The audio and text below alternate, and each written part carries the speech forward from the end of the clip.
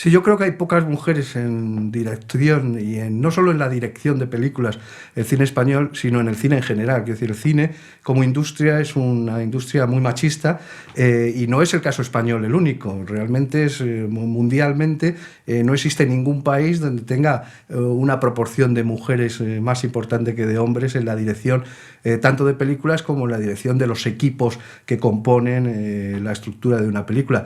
El caso del cine es un caso excepcional por eso, porque es una industria muy cerrada, es una industria en que los equipos han ido renovándose por meritoriaje, muchas veces de padres a hijos o de tíos a sobrinos o de nietos, de abuelos a nietos, y entonces siempre se elegía al hombre, ¿no? Es decir, para labores de responsabilidad en los equipos.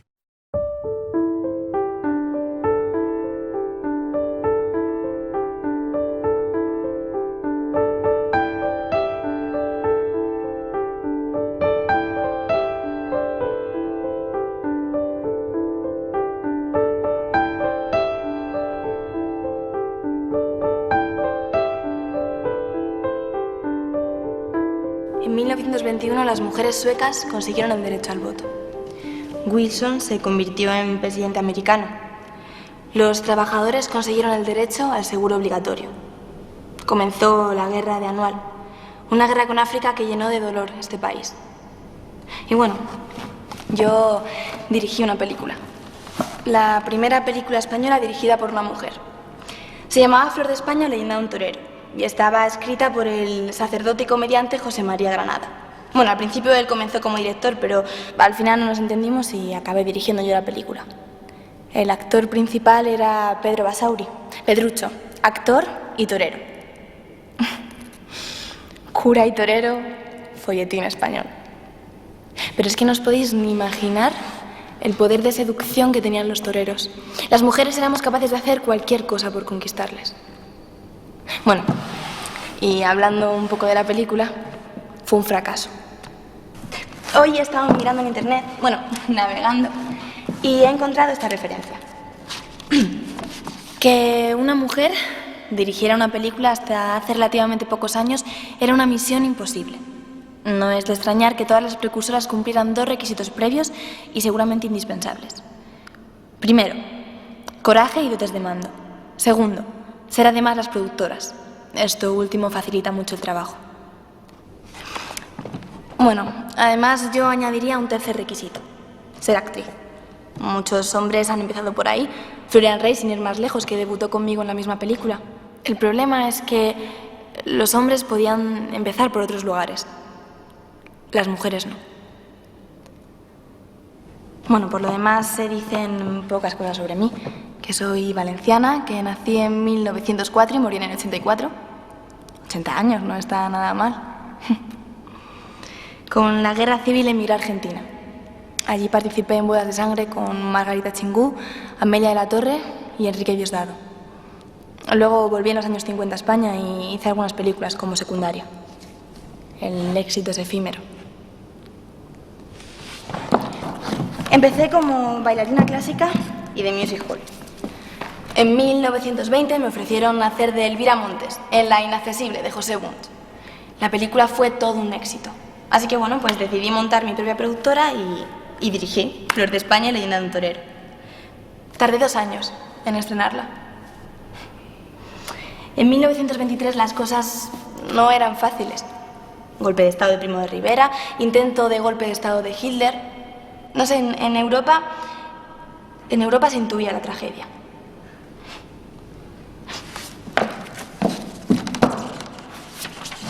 Esto es un contrato de maestra de 1923.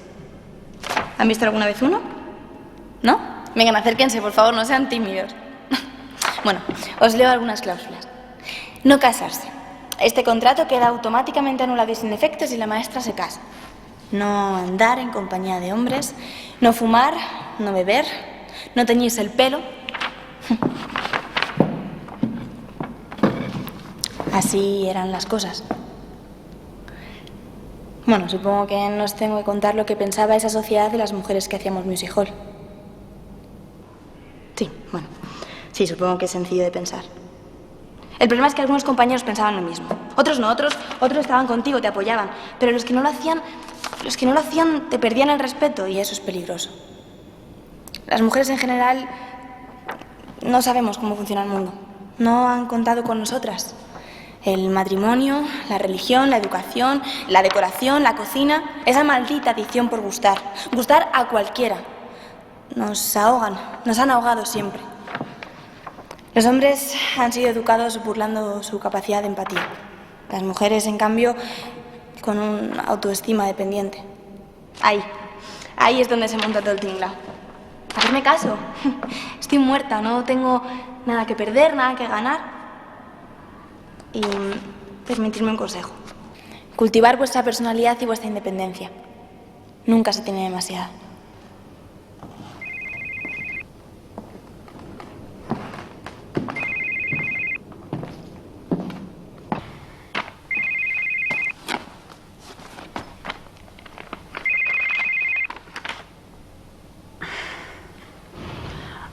Ay, me he quedado dormida.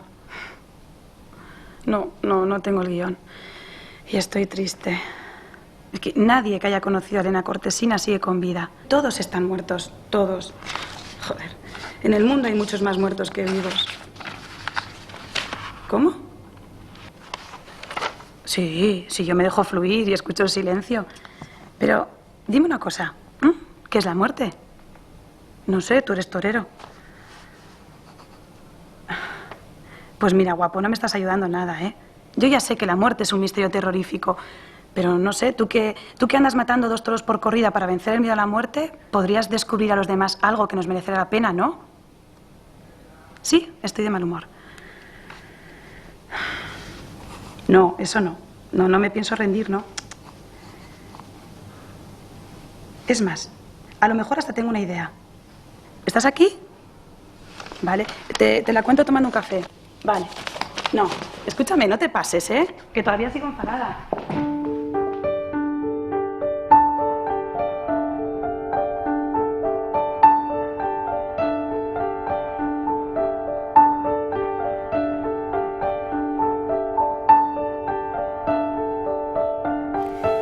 ¿Fuiste al casting? Sí que fue la prueba, pero vamos, que estoy muy harta, siempre es lo mismo. O te piden que te desnudes, o son escenas de sexo explícito. Y vaya que yo ya voy a 1 año sin trabajar de lo mío. Vale, me salva la publi, pero nada más. Bueno, tú al menos tienes esa posibilidad, porque yo no conozco a nadie que haya terminado comunicación audiovisual que tenga un curro como Dios manda. A lo máximo que se puede aspirar es a meritorio, tal vez auxiliar, te cagas ya. Mi madre me mira como si fuese un gato hambriento. Se cree que no me va a quedar más remedio que currar en el estanco familiar. Y te lo juro que asco. Es que además de estar tanto tiempo sentada, acumulas toda la mierda aquí, en las cartucheras. ¿En serio? Pues a mi madre le pasa igual. Lleva 2 divorcios y sigue sin tener ni idea de cómo son los hombres. Y claro, su máxima obsesión, pues que yo tenga un buen novio y me case con él. ¿Y mi padre? ¿Mi padre qué? Que se pasa el día dando conferencias sobre Madame Bovary. Puedo estar hablando de ella horas y horas. ¿Y de mí? Yo creo que de mí podría escribir hasta medio folio. Espectacular. Oye, ¿lo has traído? Sí. ¿Y tú? También. ¿Lo vemos? Sí. Pero tú primero. Orden cronológico. Venga. Vale. Buen argumento. Toma.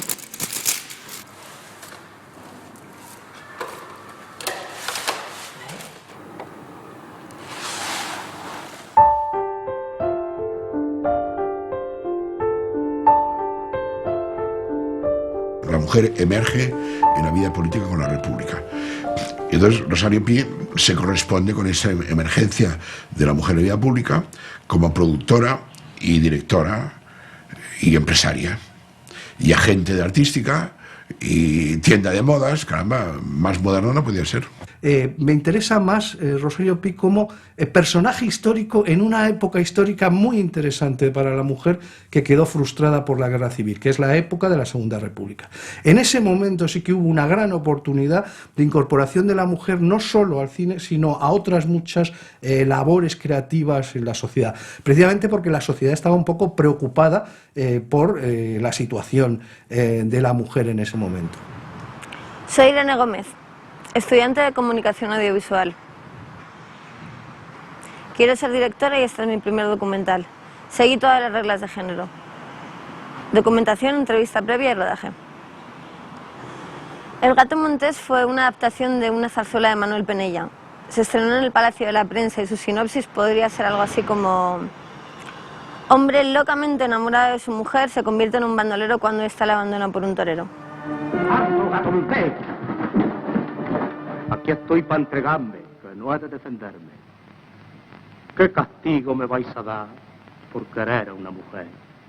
Si hay alguno entre vosotros que no me tenga lástima, ahí va mi cuchillo, que me parta el corazón. El gato montés reincide en un tópico, el triángulo famoso, es decir, que el chico y la chica se conocen desde niños y están predestinados a amarse, y se interpone el tercero en discordia, el torero, ¿no? Yo me gustaría, cuando veo ese tipo de películas, digo, me gustaría asistir a este final, los últimos 10 minutos, 12 de la película, en ese momento, en los años 30 en España, en un cine normal, de un barrio normal. ¿Cómo se ve esto? ¿Cómo se ve de pronto esa saeta tan desgarradora, ¿no? Y de pronto esa muerte tan tremenda y el bandolero Juanillo pidiendo que le maten, ¿no? ¿Cómo se ve eso en los años 30? Porque claro, ahora somos sabios audiovisuales, hemos visto tanto, ¿no?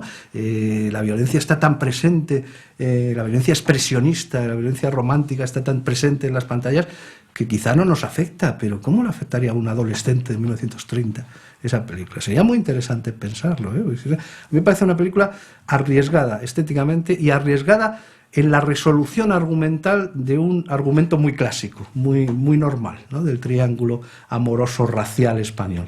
Yo he dicho alguna vez, escrito, que tal vez, el final de Abismos de Pasión de Buñuel se inspiró en esa, porque Buñuel vivía en España en esa época y la vio en el estreno, por tanto, ¿no? ¡Los guardias llenos! ¡No! ¡Eso sí que no! ¡Es suyo! ¡Aquí! ¡Al corazón!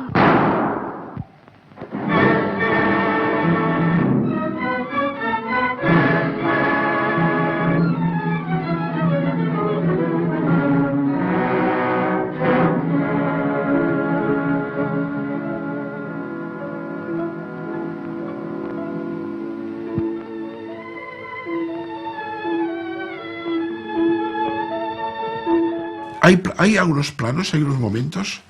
La primera vez que la vi recuerdo que me chocaron y pensé, caramba, eso tiene un look al cine soviético. Hay planos de esa película que tienen un look que te suena a cine soviético, que en esa época había un culto al cine soviético, ¿no? En el cine de la plástica, ¿no? Y esa plástica recia, racial, fuerte, que tal vez está en la ópera original de Maestro Penella, está en la película, ¿no? Y por supuesto el final necrófilo es de un delirio totalmente surrealista. Rosario Pi es más arriesgada como directora de cine, más vanguardista que Josefina Molina o que Pilar Miró en sus primeras películas, que son más clásicas, más narradoras clásicas. Rosario Pi se arriesgaba mucho con la luz, con el uso del sonido, estaba en una época también que permitía más las rupturas estéticas, ¿no? Josefina Molina y Pilar Miró, siendo excelentes directoras, se acoplan más al sistema que está en ese momento en boga en el cine o en la televisión. En taquilla no tuvo ningún éxito y seguramente este rechazo del público fue debido a que no tenía precisamente un final muy feliz. Por supuesto, este rechazo del público no ayudó demasiado a la directora en sus siguientes proyectos. Los historiadores calificaron la película de una españolada sin muchas virtudes. En cambio, las revistas especializadas de la época sí que pensaron que era un proyecto interesante. Arte y Cinematografía vio la obra como un gran acierto. Por su parte, Film Selectos pensó que era una obra pulcra con un tono romántico costumbrista muy interesante.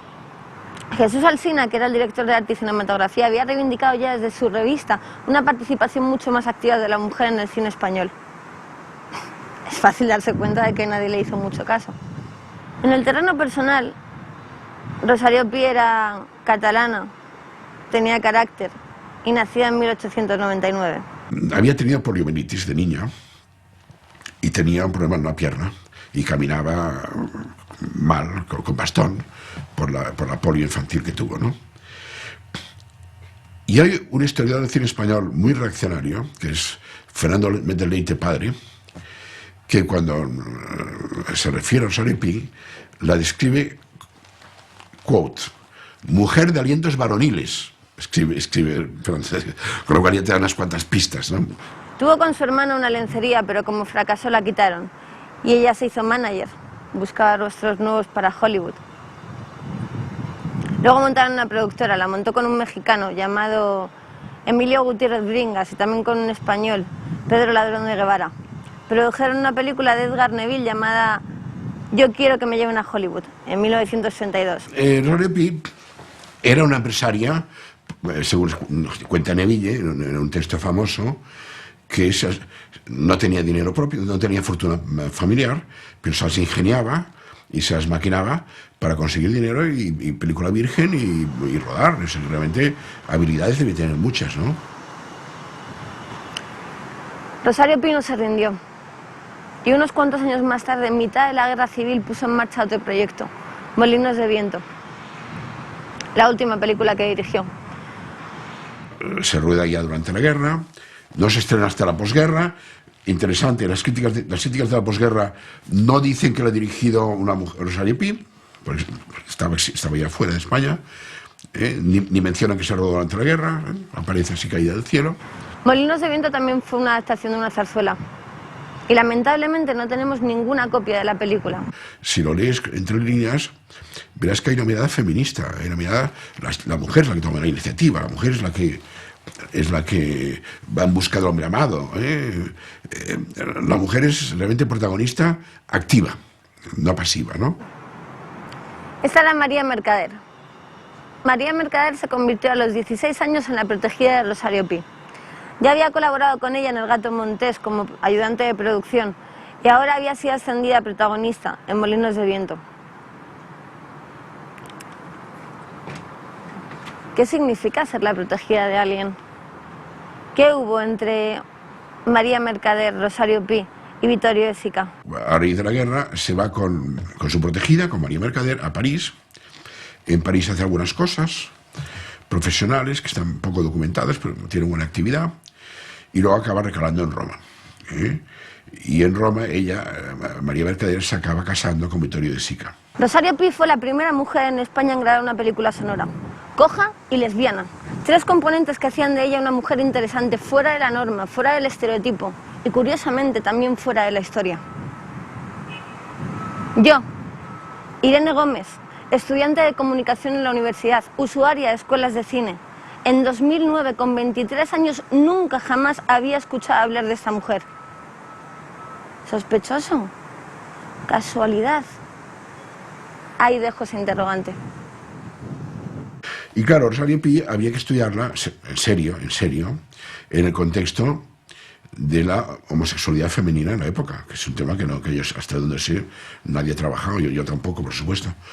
Pero en fin, una mujer que notoriamente, según parece, era notoriamente lesbiana, en un mundo masculino, con una agencia de actrices, con una amante actriz, María Mercader.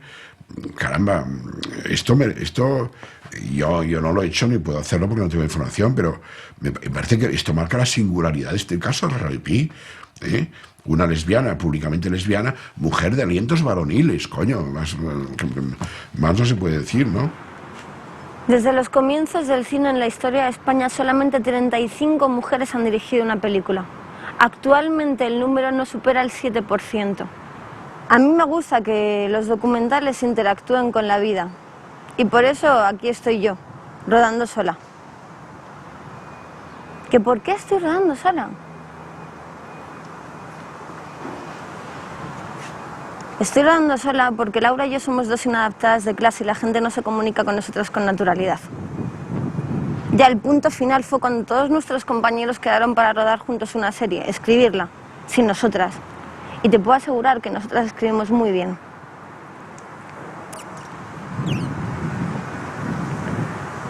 Pero, ¿qué les pasa? ¿Por qué se sienten amenazados? Somos buenas chicas, nos caen bien.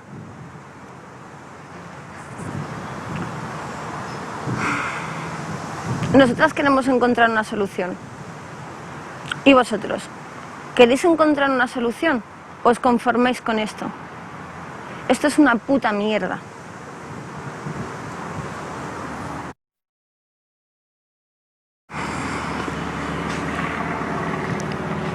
Perdón. Solo quería decir que el silencio no es la respuesta.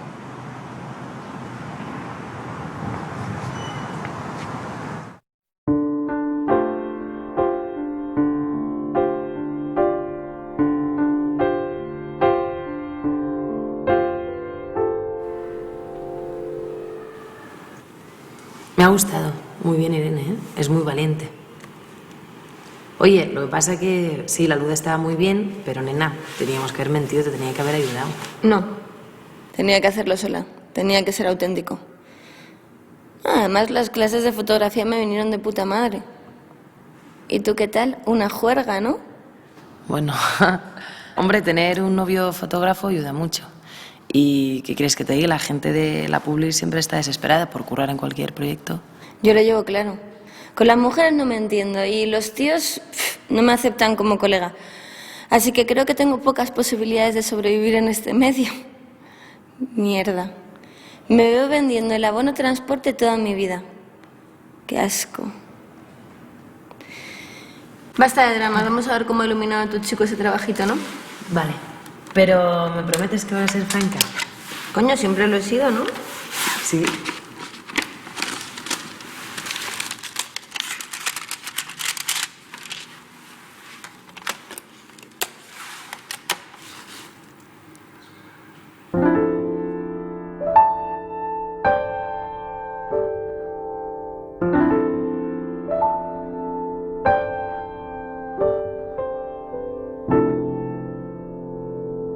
En el caso de la Mariscal, queda absolutamente marcada por ser la protagonista de Raza, con ese final maravilloso y espléndido de Raza. Esto es Raza, hijo mío, ¿no?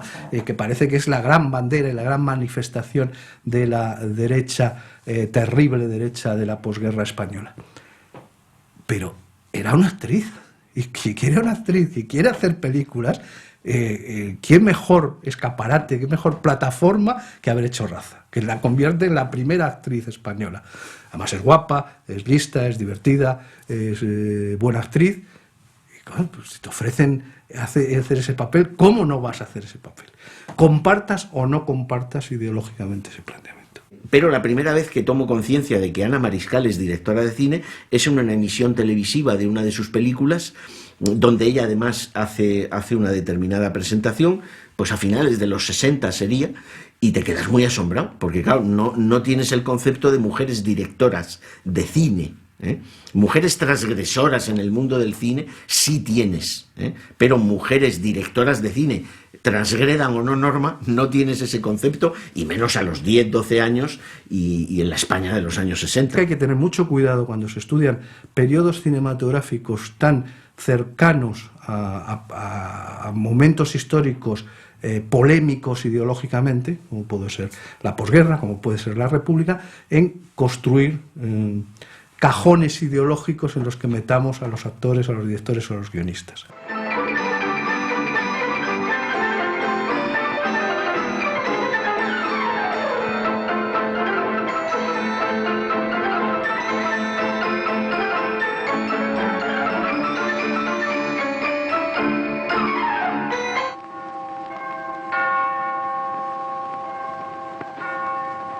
En esta pacífica ciudad nació Segundo López.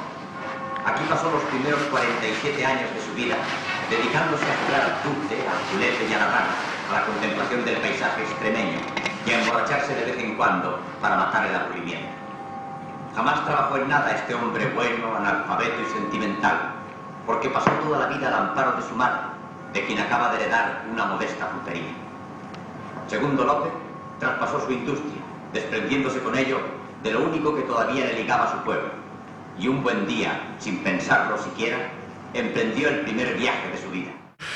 El neorrealismo italiano llegó poco y mal a España por la censura. El año 51 y 52 el Instituto Italiano de Madrid, de Cultura de Madrid, hizo unas proyecciones de cine italiano neorrealista, no de las grandes películas como Roma Città Aperta, pero en fin, películas de Sica y de Luigi Zampa, etc. Impactaron muchísimo a los cineastas como Berlanga, como Bardem, como Muñoz Suay, que tuvieron la oportunidad de ver este cine que no se distribuía en España, ¿no? Entonces el neorrealismo llegó poco y mal a España, llegó con la de bicicletas, cortada y con el final manipulado, pero en fin, algo llegó. Y lo que pudo atisbarse fue muy impactante para los jóvenes cineastas que querían hacer un cine distinto del cine convencional que hacía la industria franquista, que era un cine retórico, pomposo, de cartón piedra, de estudio. Y Segundo López es una película que es una respuesta a ese estímulo del cine que llega de Italia, ¿no? Y además de esto hay una mirada femenina, o sea que hay un doble mérito, un acercamiento a los postulados del neorrealismo italiano con una mirada femenina, que es algo que nadie había hecho en ese momento. Segundo López es una película que disfrazada de costumbrismo, porque es como aparece, la película es costumbrismo, por otro lado es casi neorrealista, es decir, casi es un puñetazo de la realidad española en un momento en el que el cine tenía prohibido absolutamente enseñar cómo era la realidad de una ciudad española de posguerra.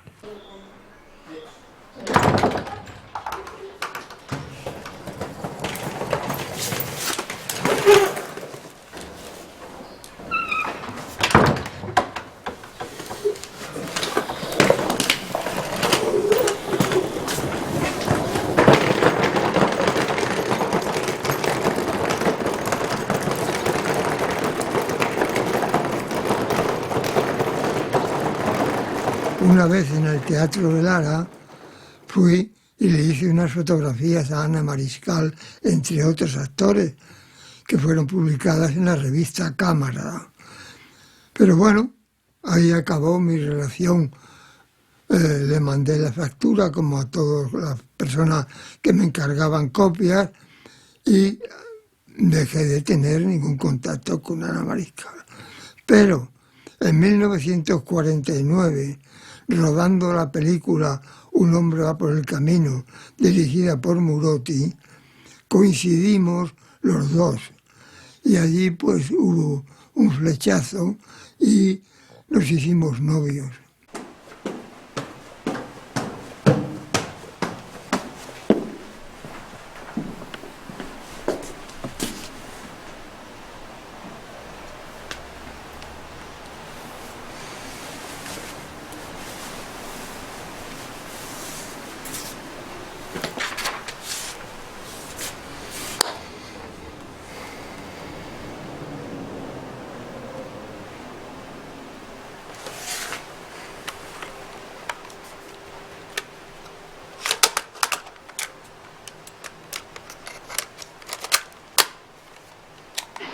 Lo que a mí me fascina del cine es, y que ya está en Alinfin, es que hay algo que no sabemos qué es, que supera a la mecánica y al oficio y al virtuosismo.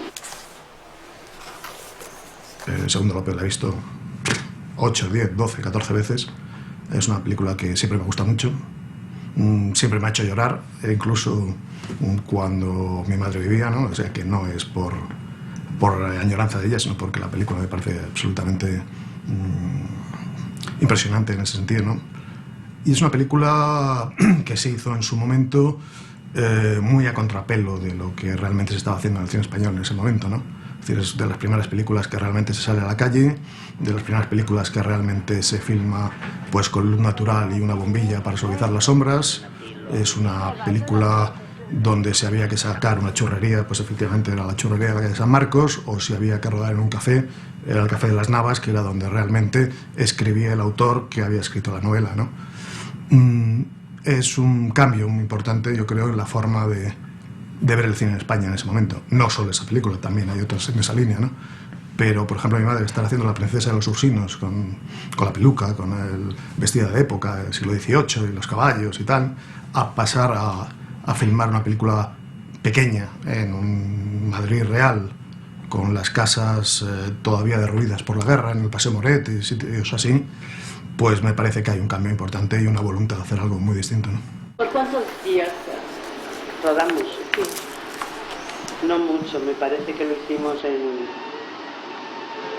6 semanas.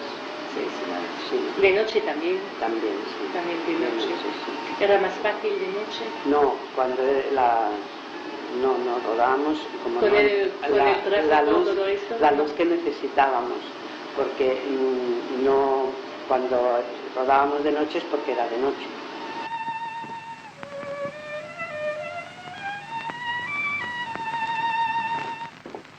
La casa donde supone que vive, que es la pensión donde viven los personajes, en realidad era la casa donde vivía el protagonista, es decir, el protagonista y su familia en la vida real, ¿no? Entonces rodaron en un espacio muy reducido porque era una casa abordillada, muy pequeñita, y claro, ahí los medios que había eran mínimos, ¿no? Es decir, y utilizando esos medios mínimos, pues se consigue una fotografía realmente muy buena, a mí me gusta mucho. A comer y a tomar aire puro. Recuerdo un plano de esa película que uno de los personajes ha pasado la noche en el calabozo de la Puerta del Sol, ¿no? Y le sueltan por la mañana, ¿no? Y anda lo que es la calle Alcalá. Arriba, amaneciendo, ¿no? Al amanecer da la luz que se levanta más o menos por donde está, por Retiro, y da la luz a través de la calle Alcalá en esa línea, ¿no? Y ese plano se rodó, pues, luz natural y con un cable que enchufaron en el Banco Zaragozano, que estaba al lado, y de ahí tiraron un cable y una bombilla, que servía exclusivamente para suavizar las sombras. Rodar eso así en esa época en España era muy impensable, ¿no? El segundo López era un constructor de obras. Te lo dije, ¿no? Sí, pero es muy interesante. Y no había visto en cine más que 3 películas en su vida.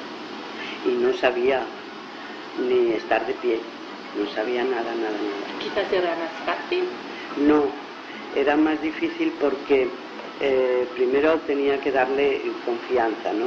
Y luego que estaba esquivo siempre. Por ejemplo, le daban un cigarrillo y por récord le daban a la mitad porque tenía que ser así, y él decía, pero ¿por qué me dan medio cigarrillo? Yo puedo pagar el tabaco. Paulín, es poco. Bueno, te daré 4 pesetas. Yo usted las 5 caras. No, 4. Está bien. 1, 2, 3 y 4. Hasta luego. Adiós. La partida, compadre. Madrid era así. Madrid era un poblado infecto casi, con un centro riquísimo, una almeja central culturalmente y socialmente brillante, pero con unos alrededores obreros muy pobres. Y eso nos lo enseña Segundo López por primera vez casi en el cine español. Ya no queda nada que hacer en Madrid. ¿Te vienes conmigo a Cáceres? Va, lo que usted mande. Mañana tomamos el tren.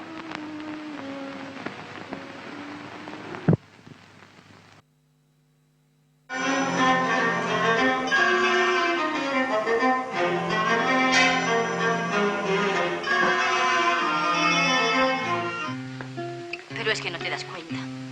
Todo esto es prematuro. Y un chico en la ciudad cuesta dinero, ya te lo he dicho. Es cosa decidida, no me hagas hablar más de esto. En cuanto pase el Día de la Virgen, marchará a la ciudad a empezar el grado. Lo que no he podido ser yo, quiero que lo sea mi hijo. Para Ana, El camino es su película preferida, quizás porque en ella se aunan este sentido del realismo y al mismo tiempo un sentido religioso y de una moral que estaba muy en concordancia con lo que quería mostrar de su obra Miguel Delibes. Mirad, una cigüeña. No la veo. ¿Dónde irá? Seguro que la que espera la maestra de la cullera. ¿Qué narices de cigüeña espera la maestra? ¿Si andáis todavía? ¿Quién trae los niños entonces? El parir. ¿El parir? Sí, el parir. ¿Habéis visto alguna vez parir a una coneja? Sí. A ver, pues es igual, solo que en vez de una coneja es una mujer, la madre de cada uno. Ya me parecía a mí raro lo de la cigüeña, claro. ¿A santo de qué va a tener mi madre 10 visitas de la cigüeña y la chata la vecina ninguna? Tras obtener el respaldo de Delibes, Zammit y Mariscal emprenden la elaboración del guión, que tuvo muchísimas versiones, porque desde luego la censura con El Camino fue verdaderamente rígida y muy rigurosa.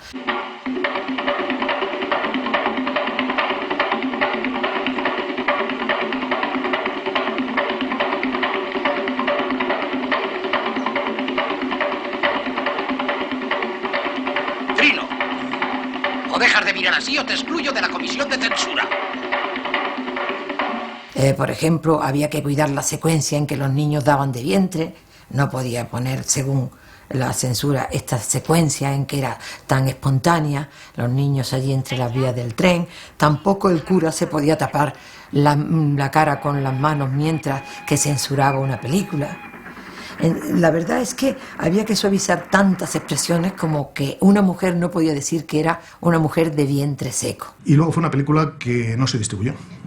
Realmente se intentó distribuir, no interesaba porque decían que era una película en blanco y negro, que uno de los niños moría al final y eso era triste, que no iba a ser comercial, y no se distribuyó en su momento, con lo cual pues la guardaron y tuvieron que hacer otra película, acto seguido, que fue la de Los Duendes de Andalucía, y lograron vender las dos en un paquete. Es decir, si quieres quedarte con la película folclórica, tienes que quedarte también con la película en blanco y negro en la cual se muere el niño, ¿no? Entonces, viendo que los distribuidores querían películas comerciales, entonces decidimos hacer algunas películas con unos temas que podían resultar comerciales y lo resultaron. Especialmente rodamos en Andalucía cosas bonitas, con canciones y cosas, y todo esto nos ayudó a seguir trabajando hasta hacer 11 películas. Así que, a la manera de algunos pioneros cinematográficos, ella y su marido se embarcaron en la difícil tarea de distribución por toda España. Entonces era curioso, cuando yo me encontré con todo ese material, verdaderamente la gran capacidad de trabajo y el esfuerzo que supuso para ellos dos, porque la anécdota es que Valentín iba en una motocicleta recorriendo pueblos para distribuir su película y detrás la seguía el Deportivo de Ana Mariscal, en la que iban los actores protagonistas y el rollo de la película. Claro, eso era un aliciente porque llegaban a los pueblos y todo el mundo quería un autógrafo de Ana y de los protagonistas de su película, ¿no? La carrera de la productora como tal pues se agotó, ¿no? Es decir, se agotó por temas económicos de la distribución, de la propia distribuidora, y por temas económicos del país. En el año 69, 68, 69, pues la crisis del cine en aquel momento pues acabó con bastante industria de lo que había de cine, ¿no? Entonces, a partir de ahí, más adelante, pues bueno, ellos ya retomaron teatro y demás, y lo que es la productora, pues se acabó ahí, ¿no? La intuición y el sentir va unido, según creo yo, al arte, por lo menos al intento de arte, ¿no? Luego se consigue o no se consigue, pero el maestro Andrés Segovia siempre decía que el arte es como el hilo para tejer la tela de araña que sale de lo más profundo del bicho.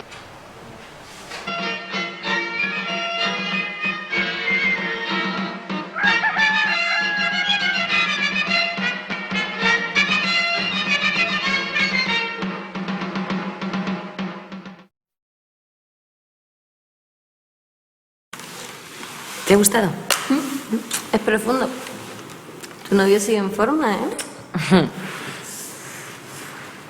Laura, no le digas a nadie que tenemos los trabajos, ¿vale? Tenemos que hacer que sigan pensando que no los tenemos. Es la única manera de sorprenderles. Pues les sorprenderemos.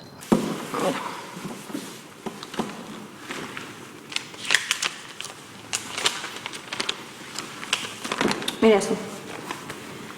El primer Cinemascope español lo han dirigido Alda Limón, una mujer y un hombre, Margarita Alexandre y Rafael Torrecilla. ¿Y esto? Ella es actriz. Bueno, y dirige una película. De toreros, claro. Qué fijación. Lo que pasa es que la tía también vivió 11 años en Cuba. ¿Tú te imaginas Cuba? Camarita, playita, mojitos. Ya estoy viendo por dónde vas, que tú lo que quieres es complicarme la vida. ¿No? ¿Qué dices? Sí que nos conocemos. ¿Qué dices Venga. de complicarte el verano? Mira, lo que complica el verano son los mojitos, los gelatos, la salsa.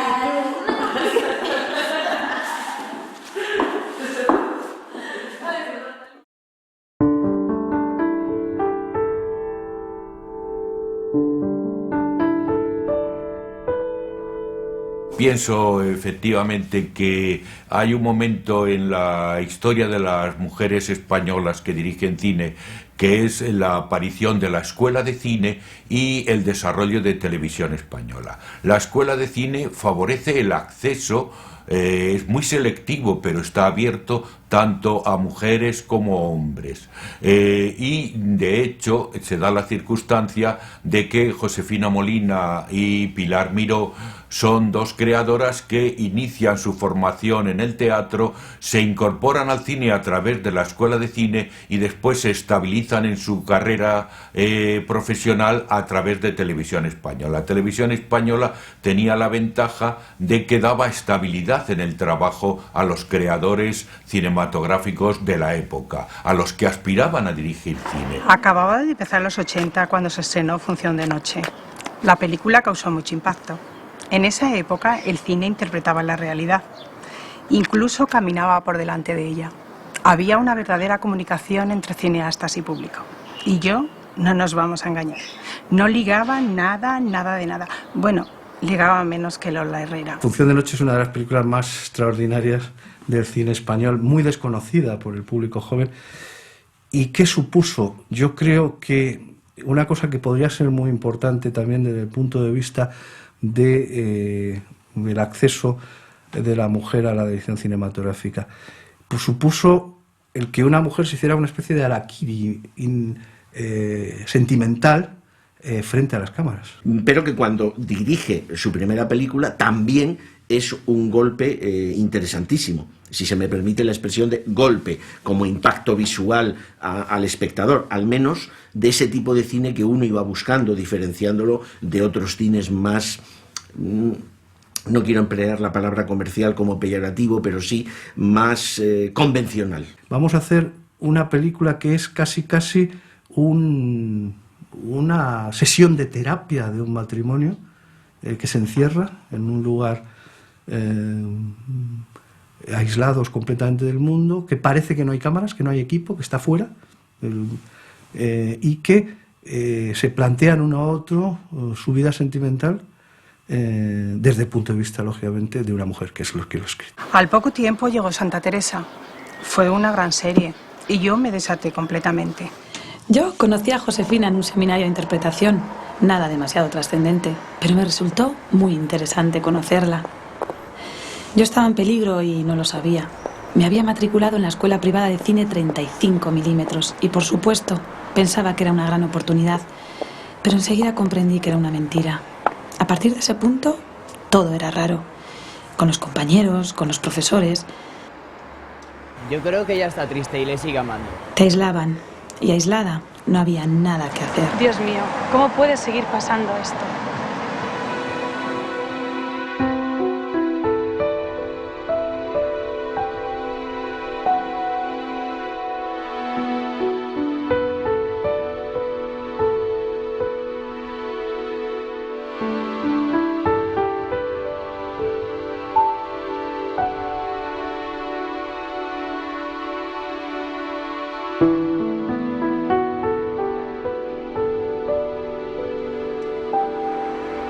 Con los años he descubierto que leer y escribir es importante, pero lo verdaderamente importante es saber dónde estás, saber a qué se juega y cómo se juega. Y las mujeres, como otros colectivos, éramos ciegos. La noche que el PSOE ganó las elecciones por primera vez, mi marido y yo nos fuimos de fiesta. Pero en mi barrio lo celebró muy poca gente. Yo creo que todavía había miedo. La solidaridad entre nosotras es difícil. No somos colegas, nos pierde la competitividad, a veces gratuita e innecesaria, por un hombre, por ser la más bella, por ser la más lista, por ser la más rica, medirse es cruel.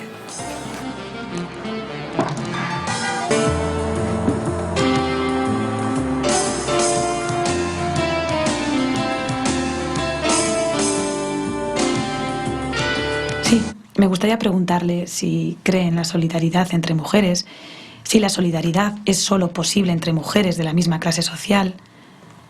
Pero vamos a ver, ¿de qué va la enseñanza del audiovisual? ¿De qué va el sistema educativo español? Ese es uno de los enigmas de la humanidad. No entras estudiando, no entras teniendo talento. Entras si encuentras un barquero cómplice. Sí, claro. Claro que hay cosas que ayudan. La suerte, el carácter, la constancia. Pero no nos engañemos.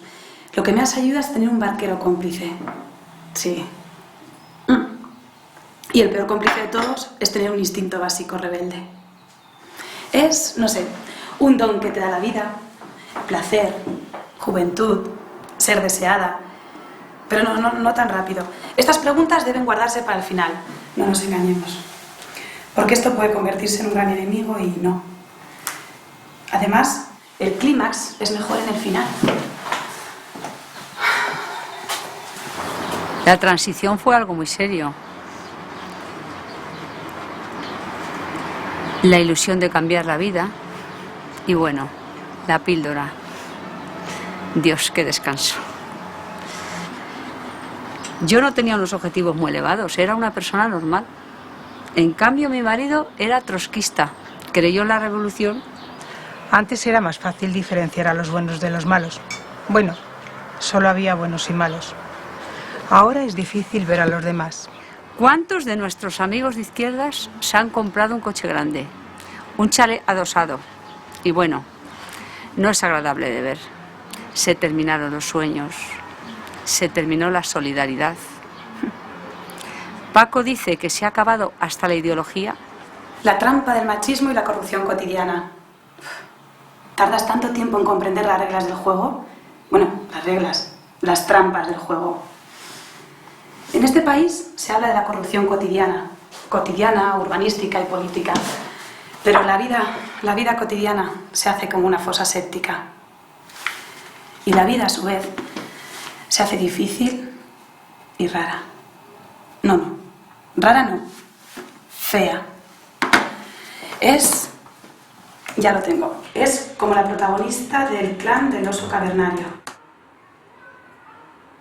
Tuve que seguir mi camino en soledad, exiliada y maldita, hasta que, como ella, encontré mi lugar.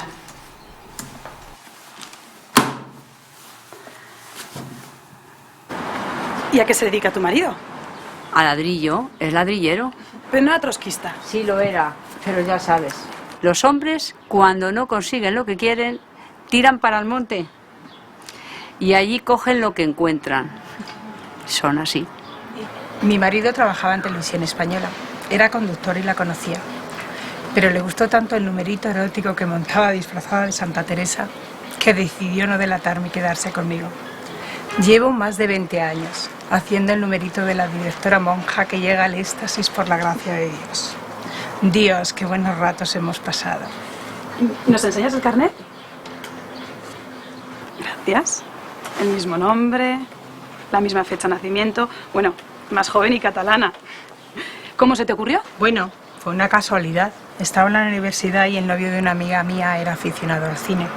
Me dejó una revista y encontré una entrevista con ella. Era muy excitante hacerse pasar por ella. Había 2, 3 mujeres directoras de cine en toda España. Eso te hacía casi única. Sí, eran 3. Pilar Miró, Josefina Molina y Cecilia Bartolomé. ¿Y tú a qué te dedicas? Tengo un herbolario. Se me da muy bien dar consejos. Presiento las enfermedades de los demás. Es un don. Por ejemplo, tú estás embarazada. No, por el momento no hablemos de eso. No estoy preparada. Lo harás muy bien. Serás una buena madre. ¿Nos enseñas el tuyo? El mismo nombre, la misma fecha de nacimiento, pero ni andaluza ni catalana, extremeña. Pero a mí nunca se me ocurrió hacerme pasar por ella. No sabía que había mujeres directoras. Mi marido me conoció costurera y costurera seré siempre. Pues yo me llamo igual que ella por casualidad. En mi familia no hay ningún antecedente de directora. No utilizo el nombre porque me parece feo. De ahí decidí masculinizarlo, José. Siempre me ha gustado hacer actividades supuestamente masculinas. Artísticamente he tenido varios nombres, pero acabé firmando todos mis cortos y mis guiones como Molina Meseguer. Meseguer es mi segundo apellido. Me parece que resulta muy personal, con carácter.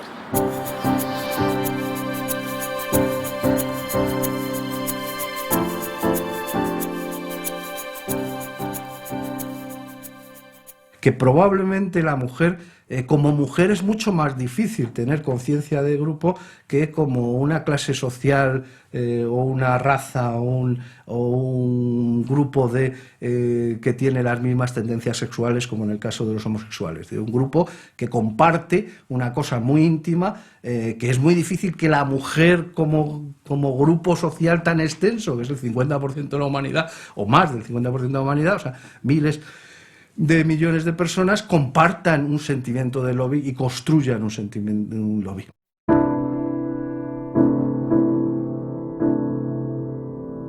¿Usted recuerda a Pilar Miró?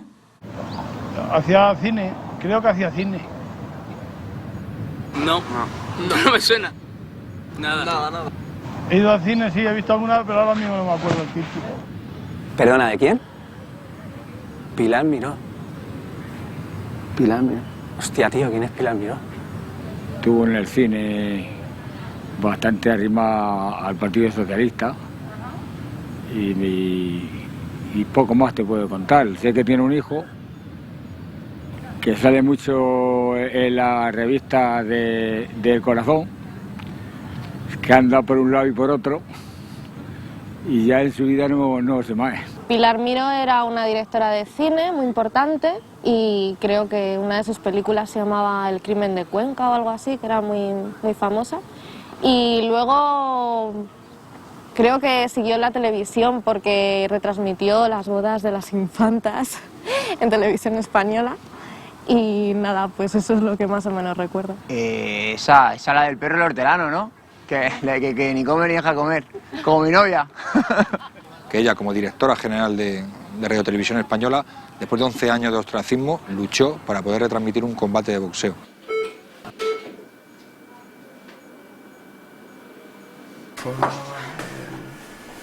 Hombre, muy buenas. Hola. ¿Qué tal la película? Bien.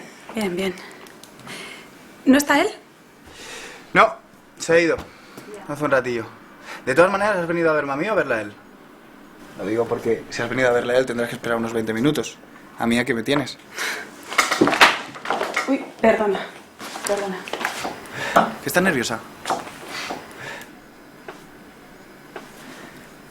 Venga, mujer. ¿Qué te pasa? Suéltalo. ¿Sí? Vale. Pues su parte. Su parte no funciona, no tiene ningún tipo de consistencia. No sé, es como si no hablara de su madre. Bueno, da igual, si tú no lo entiendes. No, lo entiendo perfectamente. No, lo entiendo perfectamente y es por eso que estás nerviosa, ¿no? Claro. Porque se piensas que se va a enfadar. Y que te va a echar de aquí. Y te va a acusar de ser una pésima directora. Vamos, cualquier cosa antes que asumir que algo no ha funcionado, ¿no? Mira, mi madre fue la primera corresponsal de Estados Unidos. Ella siempre quería ir más allá. Pero te aseguro que para mucha gente ir más allá es llegar al límite. Y en el límite te puedes encontrar muchos tipos de gente. Pero lo más probable es gente huyendo. Personas incapaces de asumir una crítica o un problema. Mira, te voy a contar una cosa. Mi madre era muy buena haciendo amigos. Pero es que era acojonante haciendo enemigos. No, y es que me di cuenta que ese combate para ella era inevitable. Aunque a veces rozaba el caos y le afectaba. Pero algunos de sus contrincantes quedaban inservibles por mucho tiempo. Era un espectáculo terrible de ver. Y ahí estaba yo en primera fila, callado y aterrado. Vale, espera, quiero grabar esto. No sé, necesito grabar esto. ¿Me ayudas a convencerle? Claro. ¿Qué insinúas? Pero te voy a decir una cosa. Equipo mínimo, ¿eh? Es muy tímido.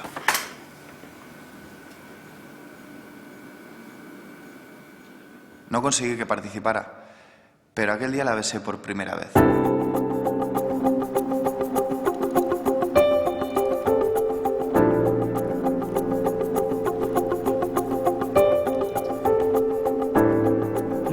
conocí a Pilar en mi época de subdirector general de promoción del cine español en los festivales de Montreal y concretamente un poquito más tiempo en el Festival de Moscú, cuando gana Mercedes Sampietro el premio a la mejor interpretación femenina en el Festival de Moscú.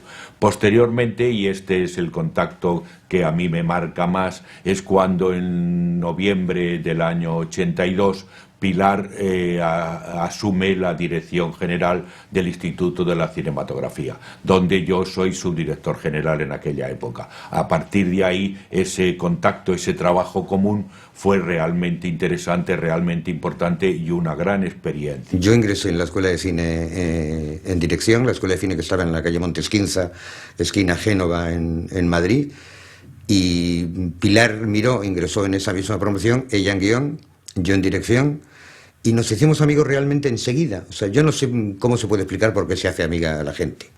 No lo sé. Pilar y yo conectamos, Pilar y yo nos hicimos muy amigos. Pilar trabajaba en Televisión Española, lo cual ya era sorprendente. O sea que realmente este tema de la mujer que trabaja en determinados aspectos sigue estando presente siempre, porque era sorprendente que la única chica, digo la única chica porque ingresó después Josefina Molina, pero después. Josefina Molina no había aprobado el ingreso hasta que luego se descubrió que había habido un error en los exámenes y se incorporó más tarde. Y era Pilar.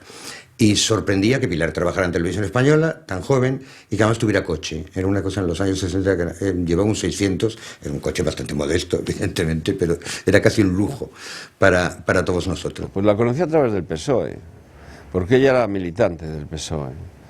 Era amiga de Felipe González, personalmente muy amiga, y de otros, Javier Solana y demás. Y yo también acabé siendo amigo suyo, creo. Por lo menos Pilar no era muy aficionada a decir te quiero, pero en la práctica sí se notaba ese cariño, que desde luego ella tenía el mío.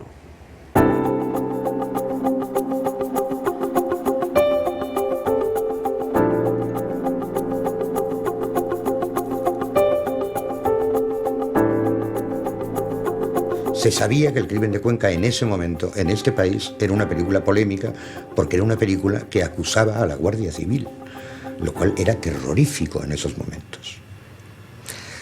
Debieron calibrar los riesgos, sobre todo el productor, que era Alfredo Matas, que no era tonto en absoluto. Debió pensar que todo lo peor que le podía pasar a esa película es que le diera una publicidad enorme. Lo que jamás pensó el productor es que fueran a profesar a la directora de la película y no a él. Como productor, que durante mucho tiempo lo dijo. No sé por qué no me han profesado a mí. Pero ella, que firmaba el guión y era la directora, fue la profesada. Evidentemente eso no lo buscó. No lo buscó porque lo único que era de Pilar, en ese sentido, era haber rodado de una manera o de otra determinadas escenas de tortura que en su momento escandalizaron mucho y que vistas hoy, evidentemente, visto lo que hemos visto después en el cine, era una cosa francamente tímida en su momento. Pero es que no es eso lo que le molestó a la Guardia Civil. Le molestó a la Guardia Civil que se dijera que la Guardia Civil podía haber sido injusta, haber mentido y haber torturado a la gente, se vieran o no se vieran esas torturas. Y eso no se lo inventó Pilar. Esa, que fue uno de los escándalos con mayor trascendencia de su vida, no lo buscó, pero mira, estaba ahí. O sea, no lo sé. O sea, debe ser que uno lleva su destino allá por donde pasa, no lo sé. La petición, que si no recuerdo mal es su primera película, larga, es de un atrevimiento para la época en que se hizo, absolutamente sorprendente. En ese aspecto, fue la primera mujer que trató en el cine español el tema de la sexualidad con una mirada adulta y transgresora. En Gary Cooper, que está en los cielos, Pilar Miró hace también un ejercicio de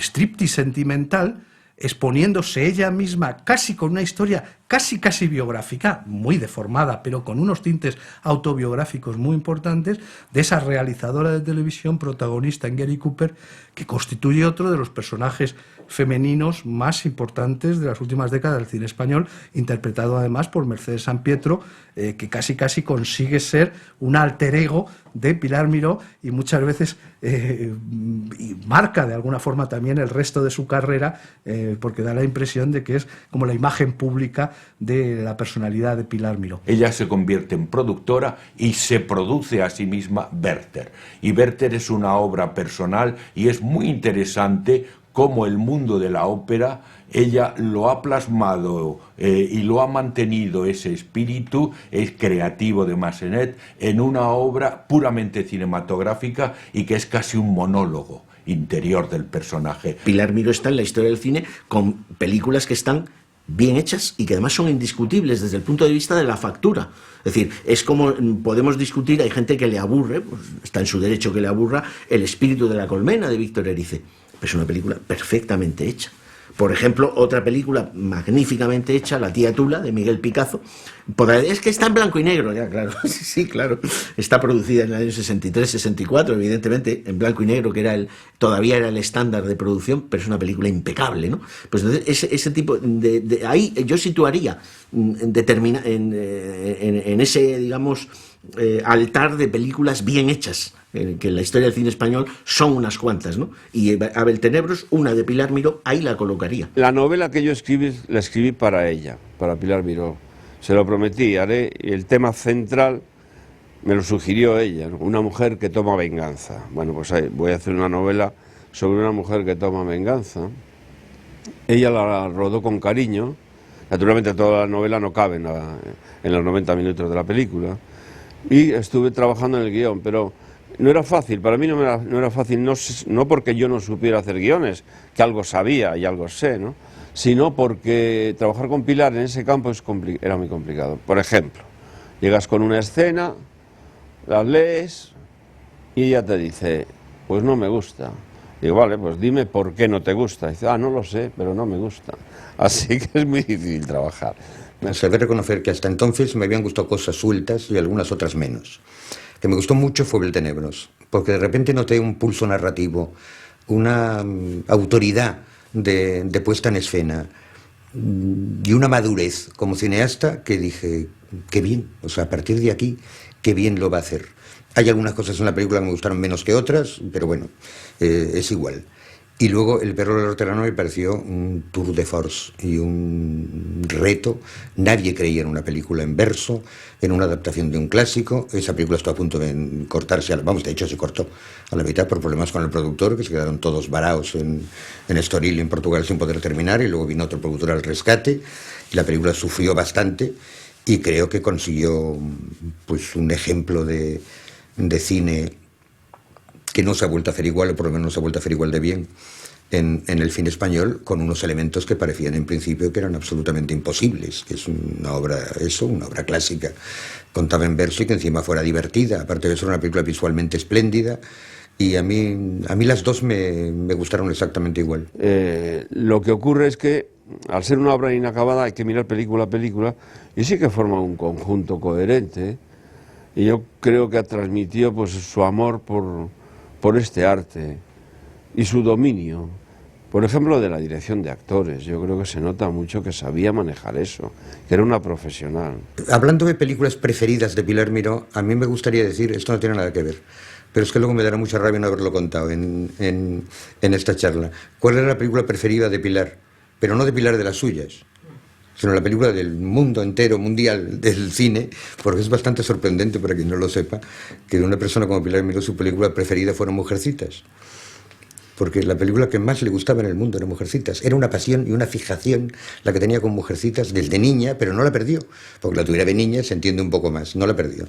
Y además el personaje de Joe, que es la protagonista, de Joe March, en Mujercitas, que decide, yo voy a sacar adelante mi carrera, yo voy a escribir libros.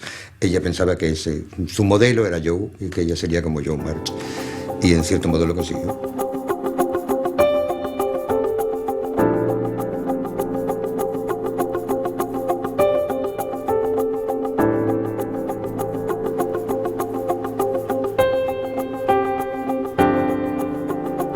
En el paso por el ICA, ella hizo una cosa efectivamente paradójica.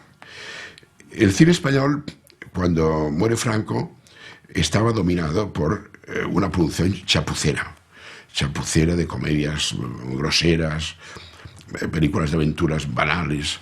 Entonces ella dignificó al cine español, protegió al cine de autor, lo cual tuvo un efecto perverso, Porque al proteger al cine de autor, al cine de festival, al cine exigente, contribuyó a vaciar las salas.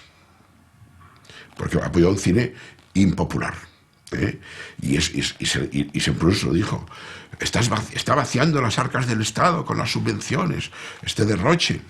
Entonces, lo que hizo Pilar, papel ingrato que le tocó, era depurar la maraña del cine español de esa época, protegiendo el cine autoral de festival. Y eso, claro, era un cine que no era popular necesariamente.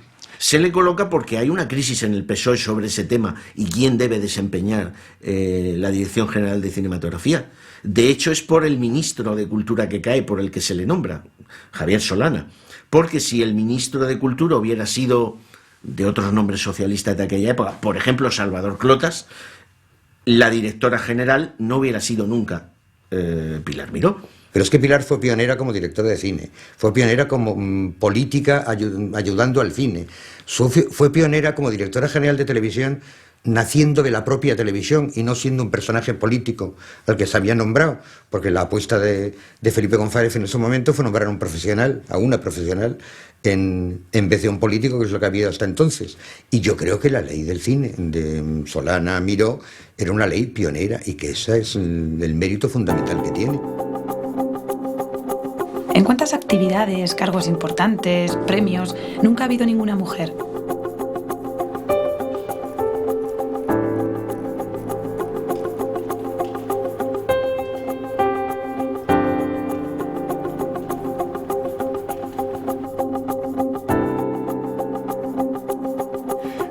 Nunca Televisión Española tuvo una programación de tanta calidad y tanto rigor y exigencia como cuando Pilar Miró la dirigió. Con ciclos de neorrealismo italiano, expresionismo alemán, Fritz Lang, Joseph von Stenberg, Glauber Rocha, Stallagli Rey. Caray, un primerísimo nivelón. En televisión, evidentemente, se quemó a nivel de relaciones personales muchísimo, muchísimo.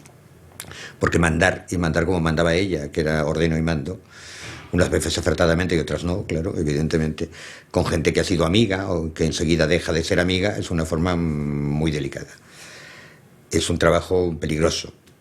Y luego encima le ocurrió lo que le ocurrió por razones que, bueno, algún día habría que escribir un libro, porque en los que he visto que se han escrito sobre Pilar Miró no se cuenta realmente ninguna versión coherente de qué es lo que pasó en esa historia del proceso de Pilar Miró, y cada uno tenemos alguna que nos han contado, no nos consta, pero bueno, quizá habría que haber una investigación sobre eso. Yo comprendo que no es el 23F y no es una historia tan apasionante para el 90% de la gente, pero creo que es un dato que falta si se habla de Pilar Miró, el qué pasó realmente y quién movió aquello y con qué intereses movió aquello. Y realmente de aquello salió muy tocada, pero salió. Ella, yo creo que tuvo más enemistades dentro del Partido Socialista que fuera del Partido Socialista. Pero se juntaron también con las enemistades que se había creado con algunos sectores de la industria cinematográfica por su posición radical en la figura del director creador. Eso le creó muchísimas enemistades y ahí empezó a forjarse una batalla contra Pilar Miró. ¿Por qué Pilar Miró cayó en la trampa de la política? Es una pregunta que sería interesante hacerse, y sobre todo personas cercanas a ella, suponiendo que sea una trampa. O sea, yo personalmente creo que la política es una trampa siempre, y que quien supera esa trampa es porque juega las mismas trampas que le ofrece la política. Pero quien entra en la política, esto es una opinión personal absolutamente que puede no compartir alguna persona que conozca a Pilar o su historia, quien entra en la política por razones de amistad personal, como creo que fue el caso de Pilar. O sea, yo creo que en Pilar primaba mucho más su amistad y admiración hacia Felipe González que no digo su credo ideológico, sino que su deseo de figurar en un partido político y someterse a unos dictámenes. Evidentemente, cuando tuvo responsabilidad, esos dictámenes no se sometió como seguramente todos hubieran querido que fuera. Pero también he de reconocer otra cosa, conociendo a Pilar. Otras razones por las cuales Pilar acabó en política también es porque a Pilar el poder le encantaba. Este enfrentamiento se llevó a la arena pública y se hizo notorio para la gente, y de hecho a mí me han contado que en una ocasión ella fue con su niño a un partido de baloncesto y se encontró con que un sector del público que asistía a un partido de baloncesto la recriminaba por una cosa que después fue absuelta. Pero eso, en presencia de su hijo, además, le produjo un gran impacto. Y todos estos factores al final la dañaron físicamente y yo creo que de alguna manera pues adelantaron su ausencia, su fallecimiento. Pilar, que siempre dijo todo esto y diciendo que no era feminista ni nada, echó muchísimo de menos que en toda la etapa de su ropa como dirección general el 90% de las voces y tribunas feministas que había en este país no dijeran absolutamente nada en su favor. Nunca.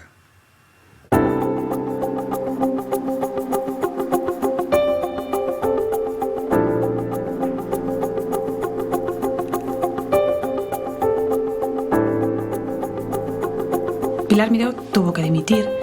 Los tiempos cambian. Además, en unos años, ¿quién recordará a Camps?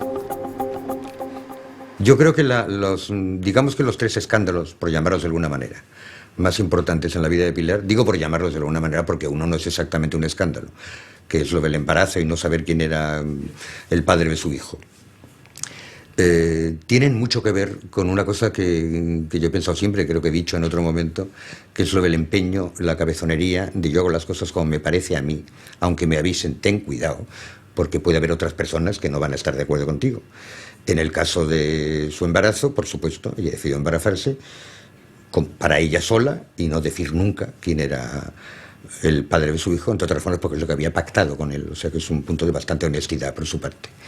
En el caso de la ropa, la famosa historia esta que por supuesto ganó justamente en un proceso posterior, porque ella pensó que no tenía que dar explicaciones, no solo que no tenía que dar explicaciones, sino que tenía que ocultar ni mentir en las facturas. Porque no sé si la gente me ha reparado en esta historia que ya hace tiempo, de que a Pilar de lo que se le acusaba no era precisamente de ocultar unos gastos, sino de que esos gastos estaban reflejados en unas facturas, que otras personas disimulaban o falseaban esas facturas. Ella entendió que no tenía que falsear esas facturas, no solo de ropa para ella, sino de regalos institucionales que hacía desde su puesto de directora general. Es una mujer de filias y fobias. Es una mujer que es muy amiga de sus amigos y muy radical, enemiga de aquellas personas que ella considera enemigos. Eso que hacía cuando era directora general, no sé si de cine o de televisión, que a las personas que habían hecho algo que les gustaba les mandaba unas flores y a las personas que le habían hecho algo que no les gustaba le mandaba unos cactus. Que, bueno, pues Pilar era un cactus y era una flor al mismo tiempo y eso nos debía gustar a todos los que fuimos amigos, novios, amantes, compañeros e inseparables camaradas de Pilar durante mucho tiempo, que hemos sido muchísimos, muchos. Pilar quería reabrir la Escuela Oficial de Cine, que finalmente, tiempo después, ha renacido, la famosa ECAM, ¿no? Porque era consciente, y creo que tenía razón, que la Facultad de Ciencias de la Información era un totum revolutum, periodismo, televisión, cine, no sé qué, publicidad, tal, y quería recuperar la especificidad de Escuela Oficial de Cine y crear un espacio diferenciado. Entonces me pidió un informe, me pidió que redactase un proyecto. Yo le redacté un proyecto, avalando esta idea, apoyándola, razonando y explico cómo se podría articular y tal, ¿no? Y cometí el error de dárselo a alguien para que lo leyese y me diese su opinión, ¿no? Y esa persona lo filtró a la prensa. Y cuando en Ciencias de la Información se enteraron de que Pilar les quería robar la sección de cine, bueno, una marcha hacia el ministerio, choques con la policía, no sé. Y eso me dolió mucho porque hizo daño a Pilar, obviamente. Me acuerdo que me envió una carta enseguida diciendo tengo el ministerio rodeado de policías. En fin, yo le dije, mira, pues, cometí la ingenuidad de pasar el informe a alguien para que me opinase y lo filtró a la prensa, ¿no? Y eso es una cosa que me dolió mucho porque a Pilar era una persona muy singular y muy irrepetible, ciertamente.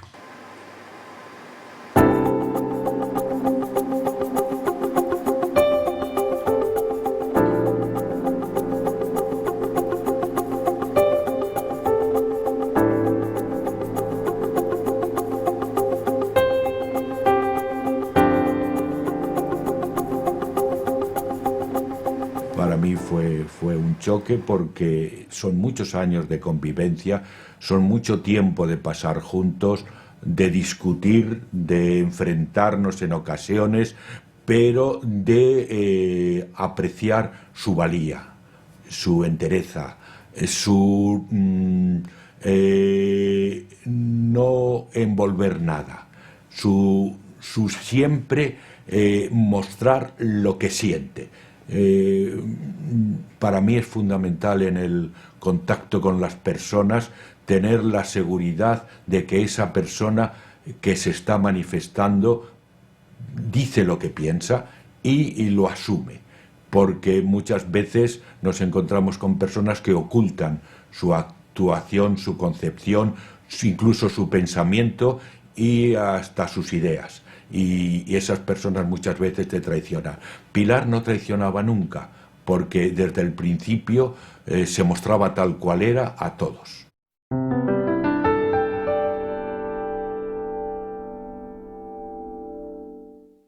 Yo creo que es difícil encontrar un hilo conductor de estas 5 directoras que son los grandes hitos, las grandes abridoras de las puertas de la incorporación de la mujer a la dirección en el cine español, porque cada una de ellas son casos muy especiales, muy concretos, en una determinada época histórica muy diferente, ¿no? No obstante, quiero decirte que en España, desde la transición, ha habido un crecimiento notorio, insuficiente pero notorio, de mujeres directoras, ¿eh? Y cuando comparas, porque claro, el cine anterior a la transición democrática se podían contar las directoras con los dedos de la mano.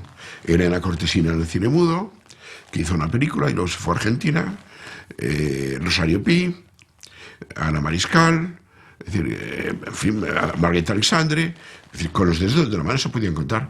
Hoy día por lo menos tenemos por lo menos una docena larga de directoras en activo, ¿no? No es suficiente, pero ha habido un cambio cualitativo.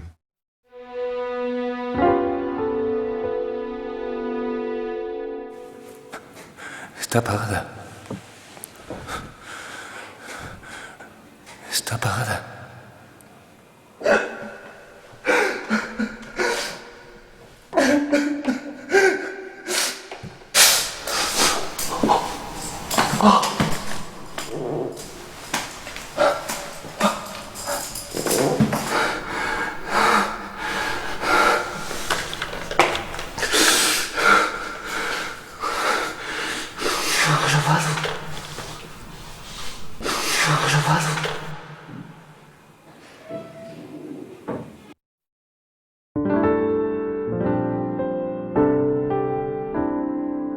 Hola, cielo. ¿Cómo está mi preñada favorita? Me alegro. ¿La clase? Bien, como siempre. Ya sabes. ¿Cómo? No me va a dar tiempo. Sí. Oye, cuida bien de esa niña, ¿eh? Que su papi es un director de cine famoso. Sí, te llamo luego. Venga, chao.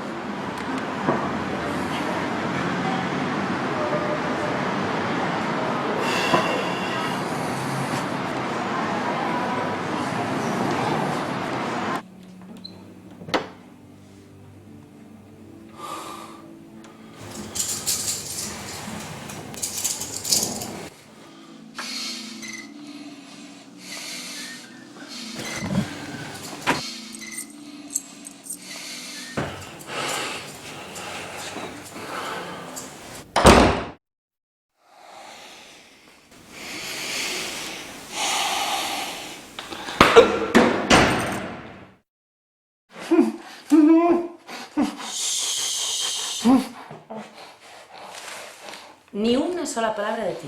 Nada por aquí, nada por allí, nada. Todo el mundo cree que te has ido de juerga, incluso la ilusa de tu mujer. Pensarán que es por tu miedo a la responsabilidad. No sé, una especie de despedida soltera ante tu paternidad.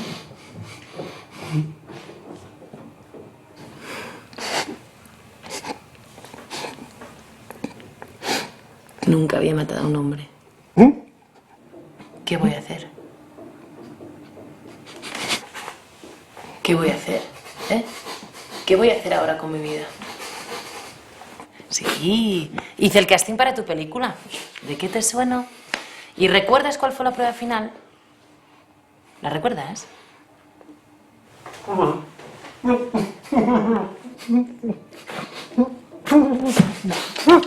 Todavía no.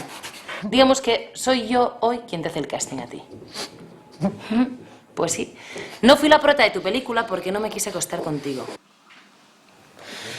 Cuéntame cómo es la cosa. Sencillamente ella fue lista y yo una estrecha, ¿verdad? Uy.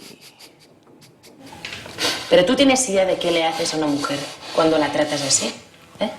¿Tienes idea? No, ¿qué vas a tener tú? Pues que su autoestima se rompe, su alma se le desgarra, ¿entiendes? ¿Y sabes lo que pasa cuando eres una actriz desconocida y llega la crisis? ¿Tienes idea? No, ¿verdad? ¿Lo sabes qué te ocurre? ¿Tienes idea? ¿Eh? No, ¿qué vas a saber tú? Pues que no te llaman, ni para hacer publicidad. Nada. Así que debes seguir con tu trabajo. Trabajar en un bar, 12 horas, estar de pie, aguantando los clientes, el estrés, el humo. Y Vicente, yo estudié interpretación, no prostitución.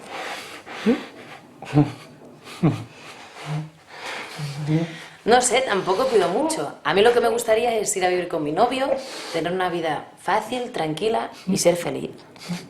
Pero no puedo. Estoy demasiado resentida con el mundo, ¿entiendes? Y no es justo. Porque el papel era mío, y tú lo sabes. Pero el papel era mío, ¿eh? Tú lo sabes. Pero bueno, ¿qué más te dio? A ti te dio igual asesinarme. Fue como un asesinato virtual, sin rastro, sin cadáver, nada. ¡Zas! Pues no, cariño, no te lo iba a permitir. Así que tienes un par de días para reflexionar y pensar si realmente quieres ir a la ceremonia de los Goya. Cariño, piensa un poco más. Piensa si de verdad quieres conocer a tu hijita. Muy bien. Mañana te contaré el resto del plan, ¿de acuerdo? Buenas noches. Oye, Tarantino y los hermanos Cohen, ¿no? Muy bien. Vamos a pasarlo de puta madre.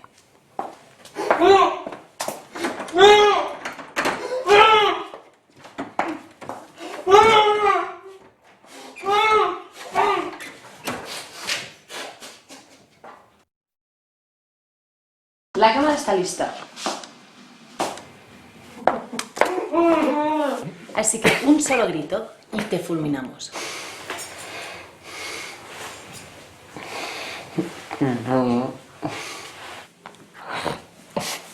Escupe.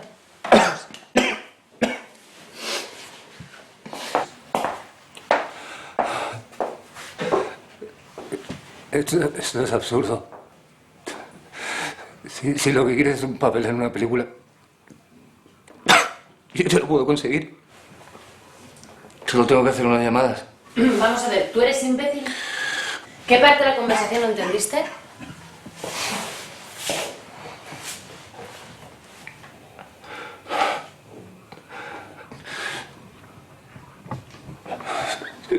Sí, lo reconozco. He cometido muchos errores en mi vida. Perdí la cabeza.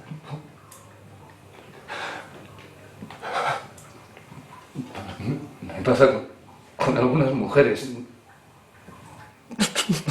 No sé qué más decir.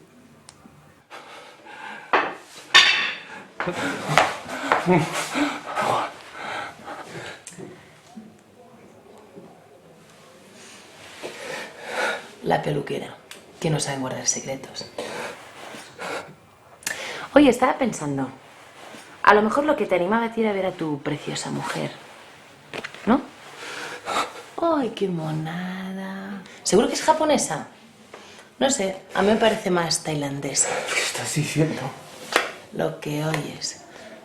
Y a todo esto, ¿tienes idea de hasta cuánto está dispuesto a pagar un pederasta por una menor oriental? ¿Qué dices, zorra? ¿Qué dices? Desgraciado.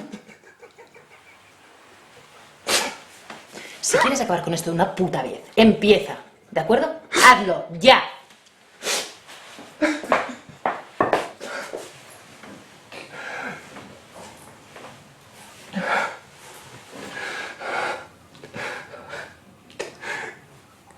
quiero decir públicamente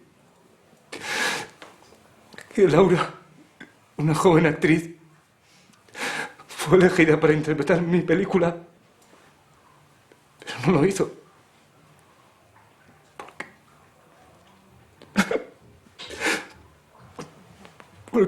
Porque no quiso acostarse conmigo.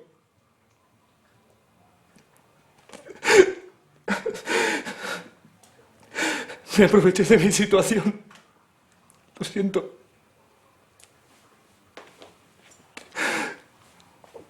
Me gusta sentir que tengo el control. Estoy por encima del otro.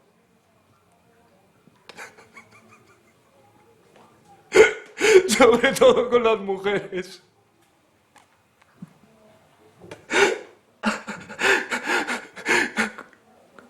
Con ellas me siento inferior.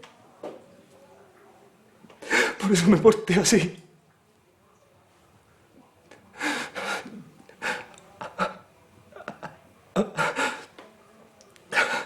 Nunca me había preguntado qué le pasa a las personas que trato mal. Nunca me he preocupado por ellas. Ahora me doy cuenta que he hecho daño. Y me arrepiento. Me arrepiento sinceramente. No debería haberlo hecho. Nadie debería hacer algo así. No quiero que a mi hija le ocurra algo así. Es suficiente. Lo siento. Lo siento.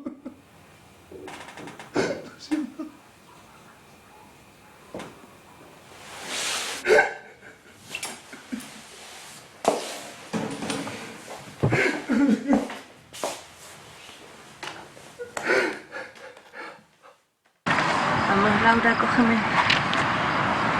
Vamos, cógeme. ¡Ey! Estoy ahí en 3 minutos, ¿vale? ¿Estás bien? No. ¿Cómo coño puede hacer algo así, eh? Tal vez porque se lo merecía. No, Irene, pero... No, nada de peros. Acabo de verle coger un taxi, va más estirado que una vela. Oye, ¿no íbamos a ir al karaoke de tu primo a cantar el Satisfaction? Yo no estoy con ánimos. Ah, ¿no? Tan, tan, taranan, tan, tan, taranan, tararara, tan, tan, taranan, tararara. I can't Get no satisfaction. I can't get no satisfaction, you know. And I try. Te quiero, loca. And I try. I can't get